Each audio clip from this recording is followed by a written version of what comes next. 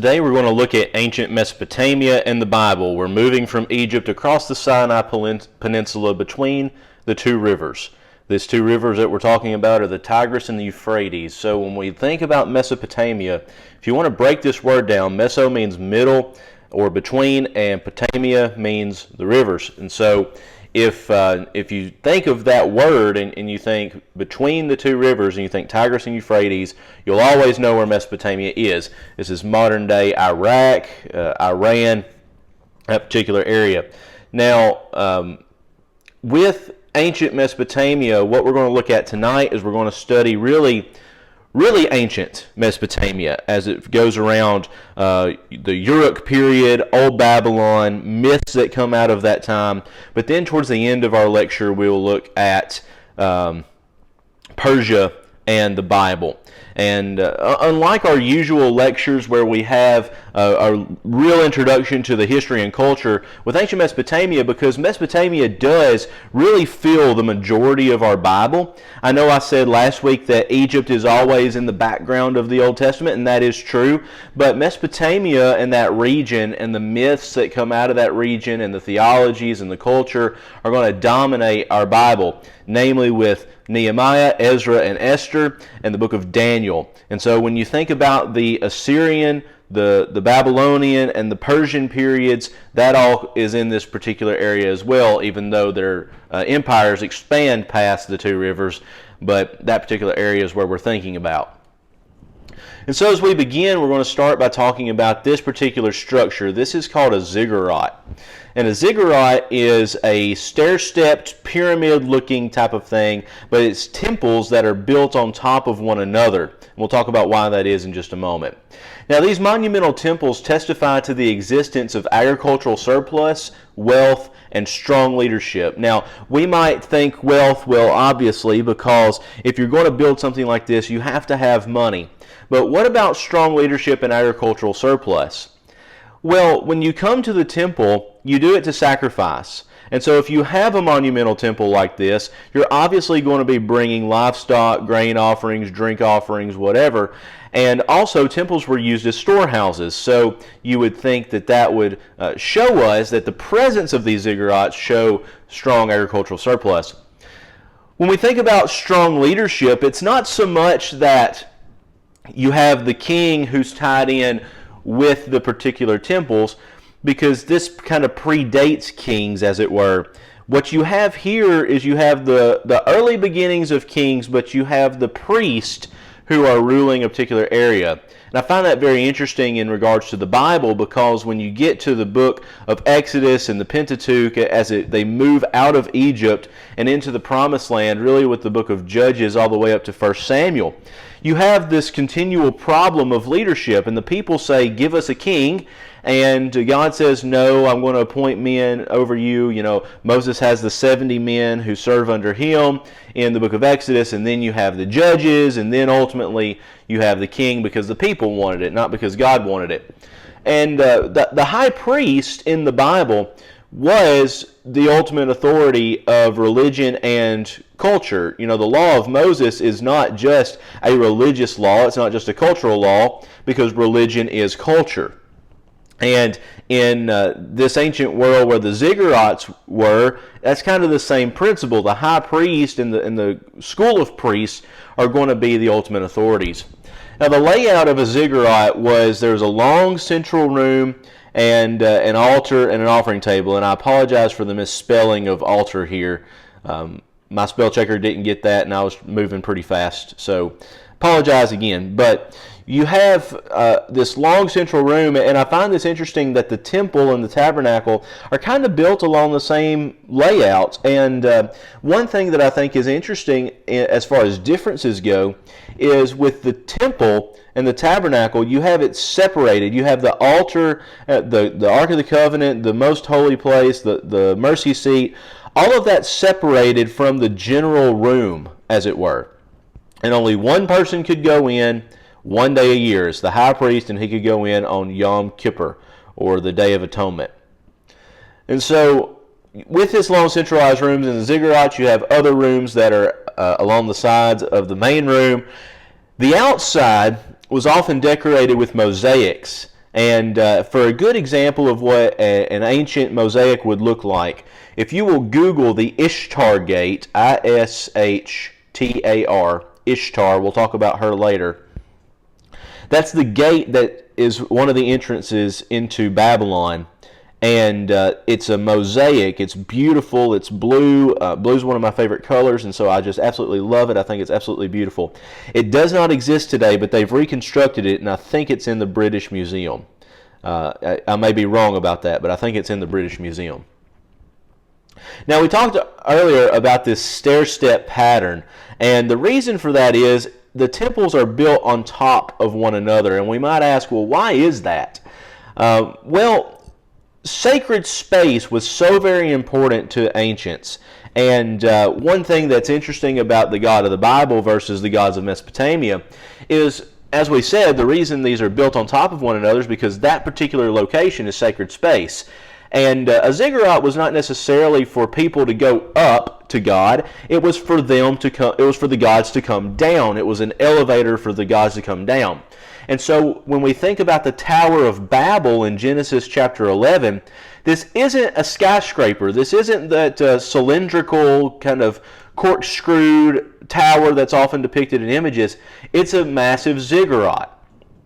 And it wasn't necessarily that it was going to, go up into the heavens in order to touch the sky, but they wanted it to be the greatest elevator for the gods, and they wanted the gods, or God at that moment, Yahweh, to be confined to that sacred space, and they wanted to use and manipulate God in order to make a name for themselves, Genesis 11 says.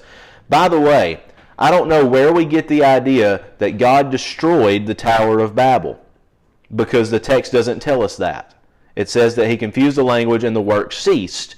And so a ziggurat, thinking of the Tower of Babel in the realm of a ziggurat, makes a whole lot more sense. First of all, structurally, architecturally, culturally, whatever. But it makes so much more sense than this kind of corkscrewed tower that we often think of. And so if this area is sacred space, you can't build it down the road. You can't build the next one, next door. You have to build it on top because that sacred space is still being utilized. During the Mesopotamian period, we get the development of cylinder seals, and here you see it written with cuneiform writing, which we'll talk about, I think, on the next couple of slides. But a cylinder seal is used to designate ownership, approval, protection, or to prevent tampering of a particular item or a document. And so what you would do is you would have this cylinder seal, and you would roll it across a damp piece of clay, which would allow it to leave its impression, and that's kind of your signature, as it were. The cylinder seal is relatively small, even though in this picture it looks huge. It's about 3 to 4 inches in length, and then there's a hole that's drilled through the middle of it. Long ways it would be, you'd see the hole at the top here, and it could be worn as a necklace. That way you always have your signature piece with you. I want to say something else about this seal. In Ephesians chapter 1, we're told that the Holy Spirit seals us for our promise. And when we preach and teach the passage of Ephesians 1, we talk about the Holy Spirit sealing us. We need to go back and make a big deal out of these cylinder seals, because I think your main points of your sermon there could be the purpose of a seal: to designate ownership. Well, the Holy Spirit marks us as being owned by God. As approval, we are found blameless in His eyes. To protect us from sin, from the devil, and to prevent tampering, to ensure that we have this renewed and regenerated spirit. I think that would make a really good sermon. That'll preach all day long. Well, we mentioned cuneiform writing earlier on the last slide as it pertained to the cylinder seals. Well, here's what cuneiform writing is. You see it here in this tablet, these kind of marks and wedge-shaped symbols. The earliest texts date to circa 3400, 3100 BC. And so cuneiform actually seems to predate Egyptian hieroglyphs. We get so wrapped up in hieroglyphs because they're pretty and they're cryptic, but cuneiform predates that as a written language. So these are cushion-shaped lumps of clay, you see that here, with word signs and numerical symbols scratched into the surface with a pointed object. The word cuneiform comes from a Latin word that means wedge, and so you take a wedge-shaped stylus, get that out in a minute, and press it into this clay tablet, this damp clay tablet. And then as it hardens, the symbols there are kind of set in stone, as we might say. There are two main types of cuneiform text. There are logograms and ideograms. A logogram, is a sign that's used to represent words. And so if I draw a picture of a duck, I mean that is the word duck, and so when you're reading it, you'll know I'm talking about ducks. An ideogram uses a sign to represent an idea. And so if I'm writing about a baseball being thrown at my head and then I draw the picture of a duck, I'm not conveying there that there was a literal duck. I'm saying that I needed to duck. I needed to move out of the way. So that picture represents an idea rather than the actual word, and that's how the ancients wrote. Cuneiform must have occurred gradually. Because you see the changes in shape, you see the changes in symbol, you see the changes in syntax. But there's a hypothesis that says that cuneiform was the result of one Sumerian genius. And I don't really buy into that theory. I like to think that it was a school of people who said, okay, we have a need of keeping records, and so let's come up with a standardized way that we can keep records. And with that, cuneiform came about. It's important for us to remember that cuneiform is a script and not a language. And so you could use cuneiform to record Sumerian or Akkadian or what have you, in the same way that we use the Latin alphabet, which is what we use here, for English, French, German, Spanish, etc. It's a script, it's not a language. And so as time passes, the symbols became standardized to represent one or more word or idea. Now let's talk about Mesopotamian religion. The gods of Mesopotamia were many, and that really shouldn't surprise us. It's not until you get kind of to the Persian period, around the time of 500, 400 BC, that you get this monotheistic culture of Zoroastrianism and Ahura Mazda, which we'll talk about at the end of our lecture today. But the gods of ancient Mesopotamia, there's a plethora of them, and kind of like we would expect with the Egyptians and elsewhere. Comparable to the Greeks, each city had its own patron god. And so, for example, in Athens, you have the patron goddess Athena. In Ephesus, you have the patron god, or I think it is a goddess there, of Artemis or Diana. And so each city has its patron gods. Also, as with Greece, Mesopotamia had patron gods of the household, and so there would be a shrine in the household where you have your family god that you pay homage to multiple times a day, every day. The Mesopotamian gods were anthropomorphic in both good and bad qualities. Now, this is $1 million word that we need to know, anthropomorphic. Morphos in Greek means to form, and anthropos means humankind or mankind or man or whatever. So it's the form of a man. It's attributing man-like qualities or human-like qualities to something non-human. And so I use the example, if I'm riding down the road and there's a tree and the wind's blowing, I could say that the tree waved at me. The waving is what humans do to communicate greeting non-verbally. So the tree isn't saying hi to me, but I'm anthropomorphizing the tree. The Bible does this a lot with reference to God. When you think about Genesis chapter, I think it's 3, where God's walking in the garden. Well, God doesn't sprout legs and walk. God is spirit, but we're attributing humanness, or not humanness, but human qualities to God, physical characteristics. We talk about the face of God. No one has seen the face of God. Well, does God have a face? Well, if he's spirit, maybe, maybe not, but we're anthropomorphizing there. Well, what they've done here in Mesopotamia is they've anthropomorphized these characteristics, and so you have gods who are wise, who are courageous, and who are loyal, but who also have the negative qualities of humanness, which are anger, lust, and dishonesty. You never find that with the God of the Bible. The God of the Bible is never anthropomorphized in unjust, undeified ways. We talk about the wrath of God, the anger of God, but God never lusts, God is never dishonest, God is never disloyal, God is never wimpy, and God is the ultimate revelation of wisdom, and so you see the difference there. The Mesopotamians believed that humans were created to serve the gods. We talked about that in our creation myth class. If you want to go back and look at that, they're made for one purpose and one purpose only, and that's to serve the gods. Ancient Mesopotamia and the Bible has been the topic of much debate over the past several years, really through the Enlightenment and the turn of the century, and even up until now. Two of which we'll talk about in this class. The first is the Epic of Gilgamesh, and you see Gilgamesh here, this strapping man. Gilgamesh is a semi-divine king of Europe.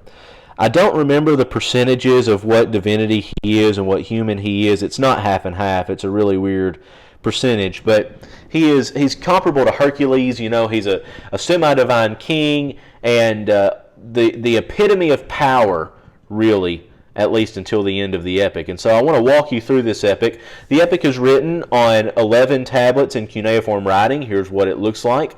I sure would hate to have to read that. So tablets 1 and 2 tell us about the coming of Enkidu. Now, Gilgamesh is a historical king. When you look at the Sumerian king list, Gilgamesh has his name on that list. And so I have no doubt that there was a king named Gilgamesh who was a tyrant king, who was a powerful king, but obviously not semi-divine, and obviously didn't do the miraculous feats that Gilgamesh does. But Gilgamesh is introduced to us as a tyrant king. He's a bad guy. He's abusive of his power and abusive of his people. And so the gods get wind of this, and they send the wild man to control Gilgamesh, and this wild man's name is Enkidu. He'll be a very important character in this narrative. Now, this wild man, they send him there to control and to fight Gilgamesh, but he's in every way equal to Gilgamesh. Now, when we're introduced to Enkidu, he's not living in a city, and he's really not totally man. He's an animal-like man, a primitive man, we might say. And he lives among the animals, and he considers the animals equal, and the animals consider him equal. And then a goddess prostitute comes to Enkidu and seduces him, and after 7 days of having relations together, turns Enkidu into a quote-unquote civilized man. In the narrative, Enkidu goes back after laying with this prostitute. He goes back to his animal friends, and they'll have nothing to do with him. They run from him, and so Enkidu has become this man. Enkidu meets Gilgamesh then, and they engage in a fight, and the fight results in a standstill. There is no winner. Because there is no winner, they realize that they are in every respect equal to one another, and they become as brothers. They're not brothers per se, but it's kind of like we might think of Jonathan and David. Their hearts are knit together. They're the best of friends in every way because they have these equalative qualities. So in tablets 2 through 4, we get this grand epic that I've summarized here in one bullet point of Enkidu and Gilgamesh teaming up to kill Cupbearer. Now, Cupbearer is an ogre who is sent by the gods to protect the cedar forest. And it's interesting here because Cupbearer in Gilgamesh and Enkidu's eyes is a tyrant and a nuisance, because anytime someone passes through, the cedar forest, Cupbearer kills them. But that's his job. He's the protector, you see. Well, Enkidu and Gilgamesh, Gilgamesh has the idea that we're going to go kill Cupbearer. And Enkidu tries to talk Gilgamesh out of it. They go, they bind Cupbearer. Gilgamesh is about to kill Cupbearer. Enkidu tries several times to talk Gilgamesh out of it because Cupbearer was sent by the gods. And ultimately, Gilgamesh does wind up killing Cupbearer against the wish of Enkidu. Now in tablet number 6, we get another story of Ishtar and the Bull of Heaven in Gilgamesh. Well, Ishtar has heard about how great and powerful and mighty Gilgamesh is, and so she comes to Gilgamesh. She falls in love with him, and she wants to be with Gilgamesh. But Gilgamesh rebuffs her advances, and so he says, "I've seen all of your other husbands, and they've all wound up dead or banished or thrown in dark places, and I don't want that to happen to me, and so thank you, but no thank you." It's important to note here that Ishtar, as we noted earlier with the Ishtar Gate, she is the goddess of love and war, and so we can see how she would fall in love and then ultimately kill the one she fell in love with. Well, Ishtar gets mad, and one thing about Ishtar, she's very good at throwing temper tantrums. In Mesopotamian mythology, she's very good at throwing temper tantrums. And so she goes up to the gods and she throws a temper tantrum and she asks for the bull of heaven. This is the constellation Taurus. And so for those who believe in the nonsense of astrology, this is where it comes from. And the gods grant the bull of heaven, this Taurus, to her to kill Gilgamesh. Well, Gilgamesh and Enkidu wind up killing the bull of heaven, rather than the bull of heaven killing Gilgamesh. And so while we might think of these two stories as grand feats of heroism, each act is an offense against the gods.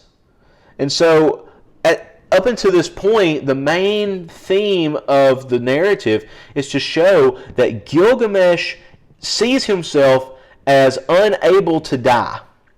He sees himself as immortal, even though he's not. And these grand acts against Kumbaba and against the bull of heaven and Ishtar are all grand acts, but nonetheless, they're acts in offense against the gods. And so in tablets 7 through 8, you have the gods coming back and giving their rebuttal, as it were. So the gods debate and they say, well, something has to be done, but we can't kill them both. So are we going to kill Enkidu or are we going to kill Gilgamesh? And the lot falls on Enkidu, something I think that's very unfair, but it falls on Enkidu nonetheless. Well, Enkidu falls sick and eventually dies. During his sickness, he has numerous visions about death and the afterlife and what's going to happen. But eventually he dies, and then you have that followed by a long epic funeral, which is so customary of ancient literature. When the hero dies, you have to have a long epic funeral. And at this point, Gilgamesh is for the first time faced with the reality that death is real. And I think that's true also for us, that when someone close to us dies, maybe it's a parent, maybe it's a sibling or a good friend or whatever, we're faced with the fact that death is real, and it puts our own mortality in light. And so in tablets 9 through 11, the end, Gilgamesh goes on this grand search for immortality. Well, he realizes that he has an ancestor named Utnapishtim who is immortal. And so he goes across, in this image here, you see Gilgamesh getting on the boat with the boatman to go across the river of death to where Utnapishtim is. And though Utnapishtim is not dead, he exists across the river of death.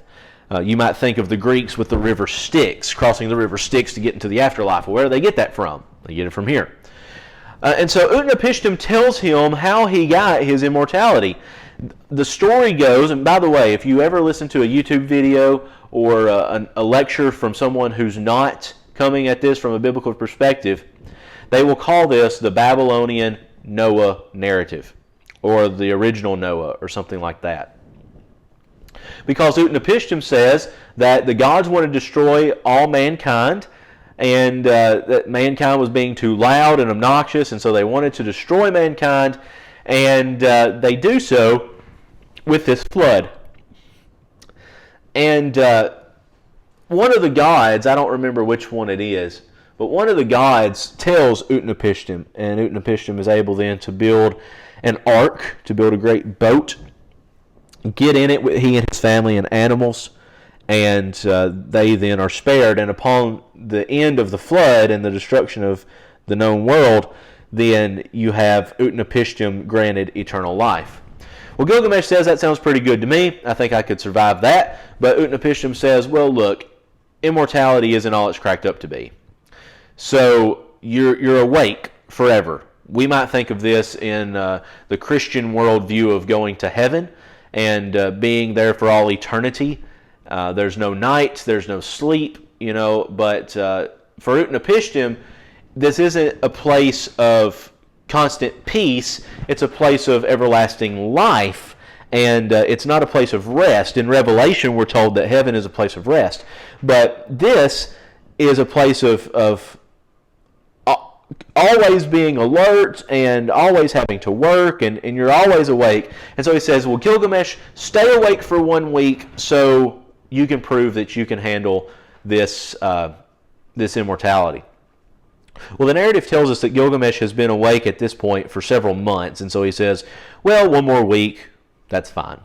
And immediately when he says that, he falls asleep, and he falls asleep for 7 days. So Gilgamesh, when he wakes up, realizes that he will not be immortal. But as he leaves Utnapishtim, he tells Gilgamesh that there is a plant at the very bottom of the ocean that he can get that is, it won't give him immortality, but it will make him young again. And so he can kind of prolong death by taking of this pre-fountain of youth, if you will, this plant. Well, Gilgamesh goes and he finds the plant. There's no guarantee that it'll work. Utnapishtim doesn't even know if it'll work. It's just kind of a legend. And Gilgamesh has the plant, and he's traveling back to his kingdom of Eunuch. And he says, I'm tired and I'd like to bathe. And so he finds a pool of water, a lagoon of sorts, and he gets in and he starts bathing. And he lays the plant down beside the lagoon. Well, if memory serves me right, I think he falls asleep while he's bathing. And a snake comes and takes this plant. And that's the end of the story. Gilgamesh gets up from the lagoon, and he sees the snake's skin, and the snake's skin is proof that the plant actually did work, but Gilgamesh will not have the plant because the snake stole it, and he's faced then with his true humanness, a very human recounting of this Gilgamesh. And that's the story.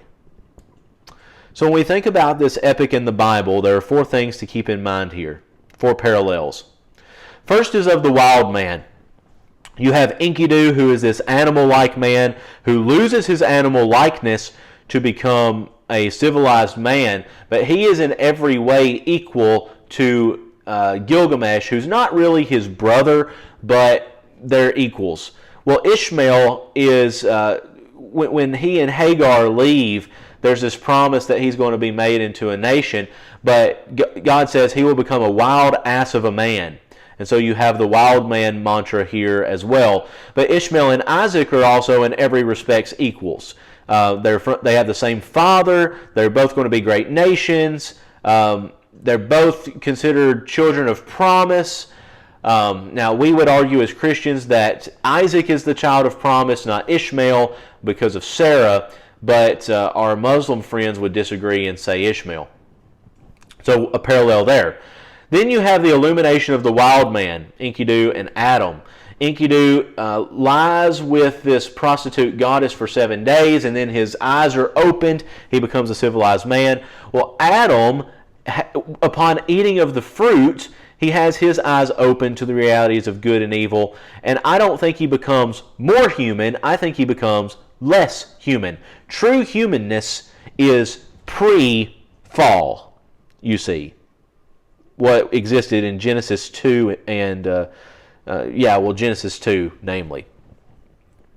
And so the ultimate goal of humanity and of the Bible is for us, through Jesus, to come to this true humanity of being made in the image of God. So, at any rate, you have Enkidu lying with the prostitute, what we might call a sinful act, or the influence of sin here, causing him to be illuminated. And then Adam, and eating of the fruit, you have illumination there of good and evil. Then, of course, you have the flood. We won't spend much time talking about the flood here because we'll have a whole class devoted to the flood in coming weeks. But just know you have the story of Utnapishtim and Noah there that are very parallel. The stealer of eternal life, I think, is interesting because at the end of the epic, you have the snake who steals, not eternal life, but regeneration, as it were. You have the snake stealing the plant, and the devil, of course, in Genesis 3 is depicted as a snake, as a serpent, and he steals the gift of eternal life by means of sin. You know, man was never meant to die in the garden, and then God is the sender of death. By the way, the devil doesn't send death. Death isn't the product of the devil. It's the product of God and the wrath of God. And so you have the devil here causing eternal life to come to an end. God is the one who sends death, but the devil is the introducer of that. And the snake also in the Epic of Gilgamesh. So 4 parallels there. Let's talk about the Coat of Hammurabi.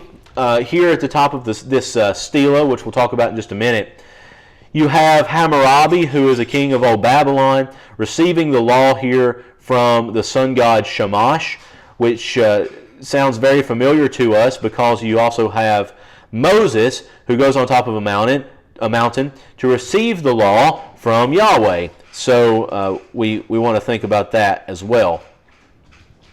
Hammurabi is known as the greatest ruler of old Babylon. He reigns from 1792 to 1750 BC. He rules about 100 years after the founding of the city. Now, if we want to put this in biblical timelines, Hammurabi rules about the same time of the birth of Jacob and Esau. And so it's very likely that Abraham may still have been alive at this time. Hammurabi begins as a minor king along with other city-state minor kings, but then he moves into prominence because of this law code that he publishes about 5 years into his reign. This law code seems to have been the first evidence of having a community linked to the standard of law. And Hammurabi seems to have known that the growth of a community must come from having a standard of law. This is very different from Egypt, where you don't have any written laws because the pharaoh is considered to be a god. In Mesopotamia, the kings are never understood to be gods, but they are, on the other hand, the ultimate authority in law. Here's what the Coat of Hammurabi would have looked like. It's a 8-foot tall stela. And there you have the image of him receiving the law from Shamash again. It's intended to be displayed and read publicly. It's written in cuneiform and could be read by any literate person. Most of the laws that are written on this stela are practical laws and principles. And so none of them, I don't think, I've printed off the Coat of Hammurabi and I have it in my office, but I'm not in my office at the present point. But most of these laws have to deal with your practicality. I don't think any deal with giving homage to the gods or religion. This stela was discovered in 1901, and as they deciphered it, they realized there is an immediate recognition of similarity between the Code of Hammurabi and the Law of Moses. And that's what we want to talk about now. Hammurabi's code is written in cuneiform. Here's what it looks like. Good luck reading it. It contains 282 laws written on 12 tablets in Akkadian. Remember, cuneiform is a script, not a language, and so this isn't Sumerian, this is Akkadian. It could be read, and so because it was written in cuneiform, it could be read by any literate person. And so the code tends to be very specific. Each offense receives its own fitting punishment, and of the most popular punishments, there are capital offenses, so the death penalty, disfigurement, in other words, if you steal something, if you steal money, they'll cut off your hand. If you look at something wrong, they'll pluck out your eye, disfigurement of the body. And river proving. River proving is this idea of, let's say that you have a woman that you say cheated on you, she's an adulteress. You'll bind her hands and you'll throw her into the river, and if she drowns, she was innocent, and if she lives, she's guilty, or if she drowns, then she was guilty, and if she's able to swim out, then she's innocent. It reminds me of the Salem witchcraft trials. We're going to hang the witch or burn the witch, and if she burns up, she was innocent, and if she doesn't, she's a witch and we'll kill her. And so they die either way. The Coat of Hammurabi is the first recording of lex talionis, which is the law of retaliation. It's where we get our word retaliation. We think of the law of Moses as being eye for an eye, right? That's in the law of Moses, that those phrases, eye for an eye and tooth for a tooth. It comes up in the Sermon on the Mount, Matthew chapters 5 through 7, where Jesus says, "You've heard it said, an eye for an eye, but I say to you, love your neighbor," right? Well, this is not the first time that eye for an eye is written. Hammurabi's code predates the law of Moses, you see. Let's use a late date for the Exodus. Let's say 300, 400 years. If you take the Exodus, it being around 1500 or 1200 BC, and Hammurabi is reigning in the 1700s, you have a 300 roughly year period that this phrase predates the law of Moses. But what's interesting is how the term or the phrase eye for an eye is used in Hammurabi's code and used in Moses' law. Moses uses the same formula but with different emphasis. And so in Hammurabi's code, when it says eye for an eye, if someone punches you in the mouth and you lose a tooth, you have the right to go back and punch them in the mouth and knock their teeth out, you see. But in the law of Moses, and this is much debated in scholarship now, but I buy into this. In the law of Moses, it's not saying that you have the ability to go do this. It's a phrase of limitation. And so if someone knocks your tooth out, then you can only knock out one tooth. You know, it's only an eye for an eye. Only a tooth for a tooth. And so if someone steals $5 from me, I don't need to go back and steal 10 from them. They repay me what they owe me, the $5, you see. So there's a difference in how eye for an eye is used. Again, that's a debate in scholarly circles, but I buy into that. The similarities between the Code of Hammurabi and the Law of Moses are insurmountable, but first of all is you have punishments against the same crimes. So you have the crimes of theft, slavery, adultery, blasphemy, whatever. Then both are said to have been given by God. Of course, we saw Hammurabi on the mountain getting the law from the sun god Shamash. Moses goes on the mountain on Sinai to receive the law from Yahweh.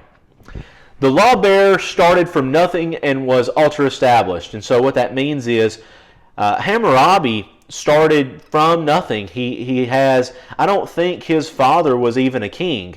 He starts literally from nothing and then becomes a great leader. Moses starts from nothing. He's abandoned, as it were, in the Nile, and then you have him raising up in Pharaoh's house. He kills an Egyptian. He flees. He goes back to nothing as he works for his father-in-law Jethro there as a shepherd, and ultimately he becomes the great ruler, or not ruler, but leader, I should say, of Israel. Both laws cover the same categories. They cover marriage, slavery, commercial transaction, theft, etc. But the difference is where we need to put most of our attention. Moses' law is apodictic, not causistic. And so what that means is, in the Code of Hammurabi it says, if you do this, then this is your punishment. But in the law of Moses, there's not a if-then, it's a thou shalt not. You will not do this. Okay, so there's the difference. The duties to Yahweh versus duties to man. In the law of Moses, you keep the law of Moses because it is a religious law. You're bound by it to the Lord. But in Hammurabi's code, you don't have that. Even though it was given by God, you don't have any theocentric laws. You do this because it's your duty to your fellow man. In the law of Moses, there is no trial by ordeal. In other words, there's no bind them up and throw them in the river. The punishments in the Code of Hammurabi are more severe. If you steal, we're going to cut off your hand. If you look at something wrong, we're going to pluck out your eye. If you cheat on your husband or you cheat on your wife, we're going to throw you in the river and see if you drown. The law of Moses does have severe punishments and does enforce the capital punishment, but not in that particular way. Class distinctions are greatly diminished in the law of Moses. There's really not a lot of distinctions between free and slave and foreign and Israelite or whatnot, and I think largely that's due to them coming out of slavery themselves from Egypt. But you don't have these class distinctions so much in the law of Moses. And lastly, the law of Moses has intrinsic value for life. The Coat of Hammurabi doesn't seem to do that, but the law of Moses sees humanity as having intrinsic value. So as we close, we're going to kind of rush through this, but let's talk about Persia here for just a moment. This is moving, 1,000 years into the future, around 480, roughly 500 BC. So most likely, when we talk about Xerxes in the Bible, most likely Xerxes was the husband of Esther. This is Xerxes the first. He's called Ahasuerus in the book of Esther. So many scholars believe that the events between Esther 1:3 and Xerxes' third year and 2:16, which would be Xerxes' seventh year, roughly correspond to the time that Xerxes was campaigning in Greece. And Xerxes, as you recall, goes to Greece and he tries to take over, and he gets his hind end handed to him. He's utterly defeated, comes back to Persia, tail tucked between his legs, and that's, I think, why they have this big party in chapters 1 and 2, because Xerxes needs some cheering up. In Esther, we read about Xerxes' wife, Vashti, who is demoted a little bit later. We'll talk about that. We think that Vashti is called Queen Amestris in the historian Herodotus, who's a Greek historian. He's often called the father of history, and was ultimately replaced by Esther in the book of Esther. Vashti was demoted to the harem. She was not divorced or killed. This drives me absolutely nuts when I hear of preachers preaching on Esther and they talk about Vashti as being executed or banished or whatever. Even the VeggieTales story of Queen Esther says that Vashti was banished to the land of tickling, and that drives me absolutely insane because Vashti was never banished. She was just demoted from the place of prominence of queen. She's still married to Xerxes, and she's still in the harem, but she's not in that place of prominence. And we'll skip this for time being, just for sake of time.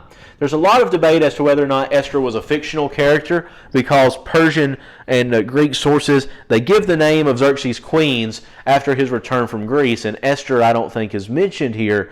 But another problem is that even in the book of Esther in chapters 1 and 2, you have these 7 prominent families that the wife is supposed to be taken from. And Esther, of course, is not from one of these prominent families. However, Vashti is also not from one of these prominent families. And so Darius marries outside of these families. Xerxes marries outside of these families, so we don't want to get too hung up on that. I don't think there's any contrary evidence to say that she was a fictional character. I think all the evidence points in the other direction. When we think about Esther, we often think about her courage in approaching the king when it wasn't her time to approach. And here's what the audience hall would have looked like, this grand palace. And you have these columns here that have the 2 bull heads at the top, and that's what this is, these 2 bull heads. The bull is a symbol of power and authority, and so when you approach this building, you know you're approaching power and authority, and so subconsciously or subliminally, you have that as a representative of the king. In Esther, we get the origins of the Feast of Purim. A pur is a dice or a die that's used to cast lots. It has cuneiform writing here on the side, and that's what it is. And so when we think about the soldiers casting lots for Jesus' clothes, when we think about the Feast of Purim, when we think about the apostles casting lots in Acts 1 for the next apostle, that's what they're doing. They're rolling the dice to see whose the lot will land on. And that was very popular in Persia at this time. Also in Esther, when Haman says, here's how you need to honor the person who's honored the king, have him sent out, have this grand parade, have the horses wearing crowns. Well, you don't put a crown on a horse. You take their mane and you put it in this top knot. And that's what this crown would be. Here's the tomb of Xerxes. Don't ask me how you get to it. Very ornate and carved into the side of a mountain. Nehemiah and Ezra also take up the time of Persia, and Daniel as well. But when we think about Nehemiah's description as a cupbearer, we find that in Nehemiah chapter 2. You have King Darius the first here, perhaps it's Xerxes the first, who knows, followed by the crown prince, and then by the cupbearer. And you'll notice here, maybe in this picture, he has a covering of his face, but he's clean shaven. He has no beard. Whereas the rest of these men, the armed guards, the two here, and the arms bearer, and the prince and the king, all have very long, ornate beards. He does not. And so Nehemiah chapter 2 and verse 1 says, in the month of Nisan, the 20th year of King Artaxerxes, when wine was served him, I carried the wine and gave it to the king. And so he's the cupbearer. This is the cup that they would have drank out of. It's a golden cup with this lion-headed, winged figure. In the book of Daniel, you get this imagery of these grand beasts, these winged beasts. Maybe there's some allusions here, who knows. But the Persians were known for their drinking bouts, and so this cup is going to be used quite a bit. Here's another example of that without the, well, it does have the wings, but the wings are folded back instead of coming out. This is from Xenophon. It says, now it is a well-known fact that the cupbearers, when they proffer the cup, draw off some of it with a ladle, pour into their left hand, and swallow it down, so that if they should put poison in it, they may not profit by it. And so what's the role of a cupbearer? The role of the cupbearer is to make sure there's no poison. I find this very interesting because the cupbearer was a place of prominence, but it was also a dangerous place. One might think of the Secret Service now. Though they don't test the food, I don't think. They are in a place of prominence there with the president, but very dangerous job. The Bible doesn't call Nehemiah a eunuch, but most cupbearers were eunuchs. I think the reason we think that Nehemiah might have been a eunuch is from two versions in the Greek Old Testament, from Codex Sinaiticus and Codex Vaticanus, miscopy the word oinikos, which is wine bearer literally, or cupbearer. Oinos is the word for wine, as eunuchos, which is the word eunuch. We know Nehemiah was in the presence of the queen in chapter 2 and verse 6, and in order to come in the presence of the king as a man, usually you needed to be a eunuch, but other people who weren't eunuchs were also allowed near the queen, as you see here in Esther chapter 7 and verse 8. So, was Nehemiah a eunuch? It doesn't say, it really doesn't matter, other than we're just trying to study the culture and context of Nehemiah. We're going to rush through this because we're out of time, but we're going to talk a little bit about the religion of Persia, which is Zoroastrianism, and Ahura Mazda. Ahura Mazda is the name of the god, and you see an inscription of him up here. Ahura Mazda is the highest spirit worshipped in Zoroastrianism. He is the creator of the universe and all things in it, being at the same time wise and good.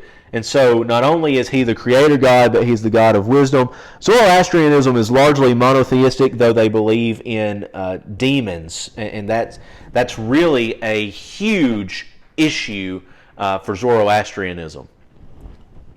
They believe in good and bad demons. Ahura Mazda was revealed to the prophet Zoroaster through a vision, kind of the same way Muhammad saw Allah. And so because he was born during violent times, Zoroaster was, he grew up questioning the concept of righteousness and conflicts of good versus evil. And so that's largely why Zoroastrianism has this constant battle of good and bad, these good forces versus evil forces, the good demons versus evil demons.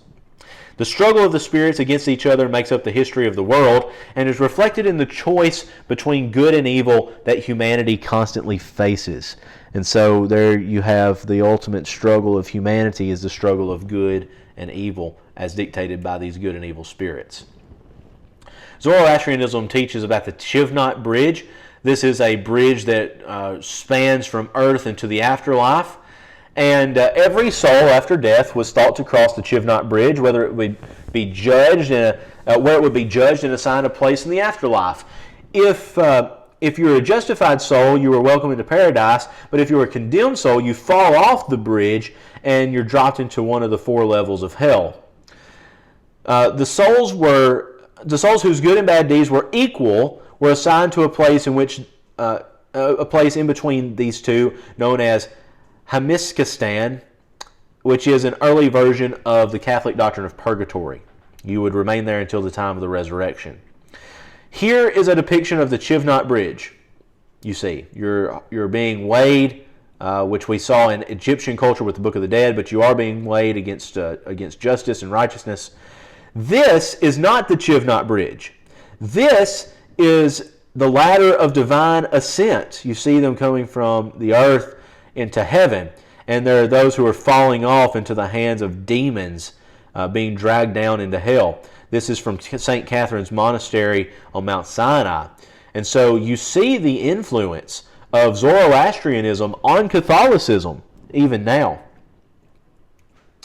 And that's the end of our class today. We'll come back next week and pick up in more studies of the ancient Near East. We are moving along very quickly, and we're covering a span of thousands of years in just a couple of hours. So thank you for your time and attention, and I look forward to being with you at the next time.